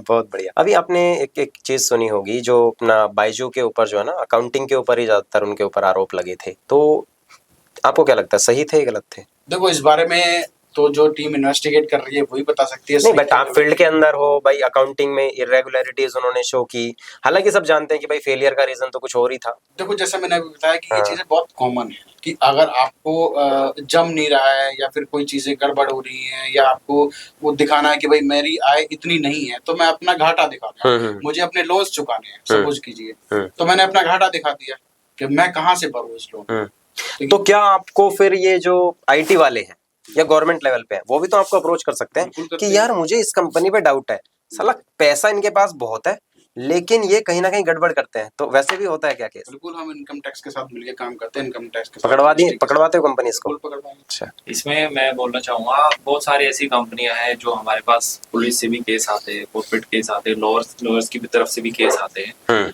इसमें बकायदा कंपनी ने अपने आप को दिवालिया घोषित कर दिया। अच्छा भला बिजनेस चल रहा है, अच्छा भली चीजें चल रही है। तो ऐसा नहीं है कि सिर्फ कॉर्पोरेट केसेस हमारे पास सिर्फ कॉर्पोरेट की तरफ से आते हैं। ऐसे केसेस इन्वेस्टर्स की तरफ से भी आते हैं, जहाँ पे नॉर्मली हमें इन्वेस्टिगेशन करना होता है कि फॉर एग्जांपल इन्वेस्टर्स का पैसा लगा हुआ है और कंपनी ने अचानक रातों रात अपने आप को दिवालिया घोषित कर लिया, रिटर्न ना देना पड़े, इनका पैसा ना देना पड़े। ओ भाई। अच्छा सर, एक चीज और है कि आपके इस काम में जो इंटरमीडिएटर्स होते हैं वो भी इसमें रोल प्ले करते हैं। फॉर एग्जांपल मैं हूँ, मुझे एक्स कंपनी पे डाउट है या पूरा कॉन्फिडेंस है कि यार ये तो कर रहा है काम, मैं आपको बोल सकता हूँ आकर के सर मैं आपको एक क्लाइंट देता हूँ, कुछ अपना हो जाएगा क्या? हाँ बिल्कुल। अब देखो, नाम तो इसमें वो प्रोफेशन में नहीं बताना चाहूंगा। बहुत सारे सोर्सेज होते हैं, काम आने के बहुत सारे तरीके होते हैं। अच्छा। हमारे पास मान लो काम जो है गूगल से भी आता है, रेफरेंस से भी आता है। ऐसा रेफरेंस में कई प्रोफेशनल्स होते हैं जो अपना बीच का रखते हैं, या आप मान लीजिए आपकी कंपनी के अंदर कोई भी एम्प्लॉय है, आप जो है इन्वेस्टिगेट कराना चाहते हैं, आपने उस एम्प्लॉय को अपना काम सौंपा है कि भाई हमें ये काम करना है, तो वो हमें अप्रोच करते हैं, बोलते हैं हमारा इसमें मार्जिन रख लीजिएगा। तो आप रख लेते हैं? होता है, कई बार हम रखते हैं, कई बार नहीं रखते हैं, डिपेंड करता है। सो अनिल जी, आज के टाइम में सबसे ज्यादा फ्रॉड किस टाइप के आ रहे हैं? देखो, कॉर्पोरेट की बात करें तो सबसे ज्यादा तो हमने डिस्कस किया था, अकाउंटिंग है, नेगेटिव PR है, ट्रेसिंग है, डेटा थ्रीट है। बहुत सारे कॉमन चीजें हैं जहाँ पे हम कंपनियों को भी, जैसे कंपनी हमसे डिस्कस करती है कि इस चीज को कैसे रोका जाए, तो हम उनको कुछ आइडिया भी देते हैं, कुछ इन्वेस्टिगेशन भी करते हैं। अगर इन्वेस्टिगेशन में कुछ लूप पॉइंट निकल के आता तो कंपनी आगे इन फ्यूचर उन चीजों पर वर्कआउट करती है, जिससे इन फ्यूचर वो चीजें ना हो पाए। जोशी जी, आज के टाइम AI का है, डिजिटल है, तो AI या ये डिजिटल टूल्स, साइबर टूल्स, आपके जो एनालिटिकल एनालिसिस है, ये सारी चीज मिलकर के आपकी इन्वेस्टिगेशन को आसान बना रही है या नहीं? देखो, AI इंटेलिजेंस, ह्यूमन इंटेलिजेंस दोनों अलग अलग हैं। AI से मैं मानता हूँ कि एडवांस टेक्नोलॉजी एडवांस हो रही है, पर ह्यूमन इंटेलिजेंस को कभी भी मैच नहीं कर सकती। कुछ चीजें होती है जो ह्यूमन इंटेलिजेंस के थ्रू ही सॉल्व की जा सकती हैं। AI तो ओपन सोर्स है, वो कोई भी फिर अप्लाई कर सकता है। फिर ह्यूमन इंटेलिजेंस और उसकी इंटेलिजेंस ही कहाँ काम आएगी, वही हमारी एक्सपर्टीज है। परफेक्ट। सर, आपको लगता है कि जो आपका ये फील्ड है ये बहुत डाइवर्स फील्ड है और मैं ये कहता हूँ कि ऐसा नहीं है कि बहुत बड़े कॉर्पोरेट जायंट्स ही आपके क्लाइंट बने, छोटी छोटी कंपनीज, इवन एक शॉपकीपर भी, एक छोटी सी किराने की दुकान चलाने वाला भी आपका क्लाइंट हो सकता है। बिल्कुल हो सकता है, इसमें कोई ऐसा ये नहीं है, कहीं किसी किताब में नहीं लिखा हुआ कि हमें बड़े ही इन्वेस्टिगेशन करना। बहुत छोटे छोटे केसेस भी हमारे पास आते हैं जहाँ पे हमें इन्वेस्टिगेशन करनी होती है, जहाँ पे परचून की दुकान वाला भी हमारे पास आ सकता है। साबुन चोरी हो गई, बहुत सारी चीजें हो रही है, डुप्लीकेट प्रोडक्ट उसको सेल आउट करके जा रहे हैं वेंडर्स। अच्छा। तो उसके रिगार्डिंग भी वो हमें इन्वेस्टिगेशन करने के लिए दे सकता है। और रही बात, जैसे आपने एआई की बात की थी, तो एआई से तो हमारा काम बड़ा है। एआई बहुत सारी इंडस्ट्री को लगता है कि उनके लिए जॉब खतरा है, लेकिन एआई से इतना फ्रॉड, इतनी चीटिंग बढ़ी है जिससे हमारा इन्वेस्टिगेशन बढ़ा है, जिससे हमारी डिमांड ज्यादा हुई है। अभी फॉर एग्जाम्पल कहीं कोई भी साइबर फ्रॉड होता है या कहीं किसी की कोई फोटो वीडियो है, तो वो फोरेंसिक हमारा उसमें काम करता है। फोरेंसिक इन्वेस्टिगेशन में हम वो सारी चीजें कवर करके देते हैं। तो एआई से इतना फ्रॉड भी बढ़ा है, एआई हेल्प भी करता है, तो उससे हमारा काम भी बढ़ा है, इन्वेस्टिगेशन का दायरा भी बढ़ा है, तो वो हमें मदद करता है एआई भी। ओके, वन लास्ट क्वेश्चन कि जैसे हर एक कंपनी बनाने के बाद इंश्योरेंस करवा लेती है अपनी कंपनी का कि भैया अगर ज्यादा बड़ा सीन हो गया तो ये इंश्योरेंस वाले कंपनी है ना, हमें बचा लेगी डूबने से, या बहुत मोटा लॉस नहीं होगा। कई बार मैंने ऐसे भी सुना है पूरा बड़ा बड़ा शोरूम भरा हुआ है कपड़ों से, लेकिन क्या है कि डॉक्यूमेंट्स में लॉस दिखाना है, कुछ आपदा दिखानी है, उसमें आग लगा देते हैं और बताया जाता है कि आग लग गई, ताकि इंश्योरेंस का पैसा वहां से क्लेम किया जा सके। तो आपको क्या लगता है, कोई भी कंपनी को आपका जो काम है ये इन्वेस्टिगेशन वाला, इसको एज एन इंश्योरेंस भी एप्लीकेबल कर देना चाहिए? आप इसको इंश्योरेंस बोलो, आप इसको इन्वेस्टमेंट बोलो। अच्छा, ये इन्वेस्टमेंट है कि जिसका रिटर्न कभी भी मिल सकता है। हाँ, इंश्योरेंस की तरह ले लीजिए, कभी भी कोई डैमेज होता है, आपने इन्वेस्टिगेट कराया, भाई आपने मुझे एक रेगुलरली कॉन्ट्रैक्ट बेसिस पे हायर कर लिया कि ठीक है आप हमारे जो है एम्प्लॉयज के इन्वेस्टिगेट आप करेंगे, कुछ भी गड़बड़ लगती है हम आपके साथ एक कंटिन्यू टाई अप के अंदर आ गए हैं, तो वो इजी रहता है, मार्केट में भागने की जरूरत नहीं पड़ेगी आपको कि भाई किस डिटेक्टिव को हम हायर करें, किस अच्छी कंपनी को हम हायर करें। तो ये चीजें काफी ज्यादा आसान बनाता है, और रेगुलर जब इंटरेक्शंस होती हैं तो शायद ऐसे फ्रॉड्स कम हो जाए। दोस्तों, पॉडकास्ट के अंत तक बने रहने के लिए बहुत बहुत धन्यवाद, शुक्रिया आप लोगों का कि आपकी मेहनत से, आपके देखने से, आपके इस कॉन्फिडेंस से हम नए नए गेस्ट आपके लिए लेकर आ पाते हैं। और अगर आप एक बिजनेस ओनर हैं और चिंतित हैं इस वजह से कि आपके बिजनेस में आपकी टीम, आपके एम्प्लॉय, आपका छोटे बड़े लेवल का एम्प्लॉय कुछ ना कुछ गड़बड़ कर रहा है और आपको डाउट रहता है हमेशा कि यार ये कंपनी यहाँ से आगे क्यों नहीं जा रही है, मैं बहुत मेहनत करता हूँ, मेरी लीड्स इतनी सारी आती हैं लेकिन कन्वर्ट नहीं हो पाती है, मैं अपनी टीम को अच्छी सैलरी देता हूँ लेकिन फिर भी ट्रस्ट बिल्ड नहीं कर पाता हूँ, और यही लोग जो मेरे साथ बैठते हैं, खाते हैं, पीते हैं, मेरी वाहवाही करते हैं, मेरे सामने तारीफ करते हैं लेकिन पीठ पीछे बुराई करते हैं, और इसी कंपनी का डेटा कहीं ना कहीं लीक कर देते हैं, चोरी कर देते हैं, और मेरे सारी डील्स को कोशिश करते हैं कि कहीं और चली जाए ताकि इनको 2 पैसे का इंसेंटिव और ज्यादा मिल सके। इन सब चीजों की अगर आपको चिंता है तो एक्टिव आई इंडिया एजेंसी और ट्रैक आई इंडिया एजेंसी, ये ऐसी एजेंसीज हैं जो आपके कंपनी को इस बड़े लॉस से बचाने में बहुत ज्यादा मदद कर सकती है। आप इन दोनों के साथ जुड़ सकते हैं। इस पॉडकास्ट के डिस्क्रिप्शन में दोनों कंपनीज के बारे में प्रॉपर डिटेल आपको मेंशन मिलेंगी, और अगर आपको लगता है बिजनेस में कोई भी प्रॉब्लम है, कोई भी उछल कूद आपको नजर आती है, कहीं पे भी डाउट होता है, चाहे वो एम्प्लॉय हो, चाहे अपने ऊपर भी कहीं ना कहीं हो, या चाहे जो आपका पीए है या फिर कोई नेगेटिव पीआर आपके ऊपर अप्लाई करने की कोशिश कर रहा है, तो ये लोग आपकी मदद कर सकते हैं और आपके बिजनेस को बड़े लॉस से बचा सकते हैं। पॉडकास्ट को देखने के लिए बहुत बहुत धन्यवाद, शुक्रिया, जय हिंद, जय भारत।